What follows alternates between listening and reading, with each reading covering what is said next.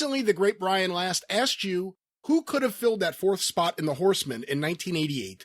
My mind jumped straight to Curt Hennig. What if he went to WCW instead of the WWF and filled that role? Wow. That I can see. Flair and Hennig love to hang out with each other. There may have been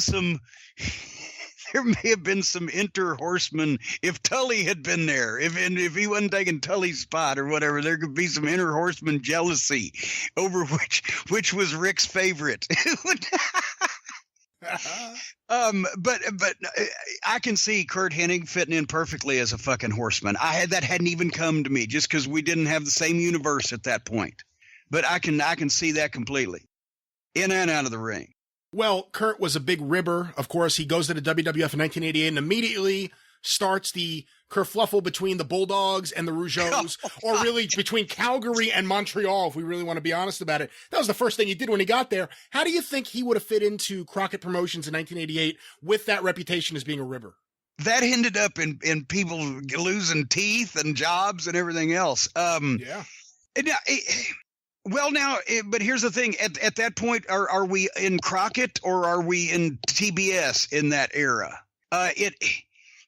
He would have come in. He would have, I think, had a ton of respect for all the guys in the Crockett locker room, and I don't think that they had any Bulldogs or Rougeaus in the Crockett locker room that would drive a person to instigate that much hostility. And if it was Turner, he might not have got it past them, but I think he would have been fine. I'm fine in the standard of anybody in the wrestling business in those days. I don't think he would have caused trouble enough to get kicked out.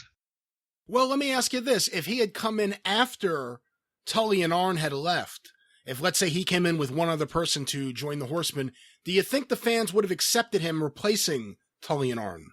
Well, but see, now that's the thing. I was using him as the fourth horseman example, not him being one of two guys it would have been harder. You would have had to almost had three horsemen for a while. You wouldn't bring in two unless they were a team. In other words, when all of a sudden Tully and Arn leave, so the four horsemen, which had really JJ at that point, I think, was he not the fourth one right then? Yeah. So all of a sudden they've lost a tag team. You have to either bring in another team or you have to establish another top singles guy like a Curt Hennig that would be, alongside a guy like Ric Flair. And then later on, organically, another one comes. Unless you brought in a team, you couldn't just bring in two top guys and say, okay, we're the new Horsemen. You'd have to have it. It'd have to be somebody else. You couldn't lose that many and just fucking keep the group going. Because really at that point in the ring, the only Horseman was Flair. Well, Curt would have certainly been an upgrade from Kendall, who joined the Horsemen a few months later, and that was a disaster.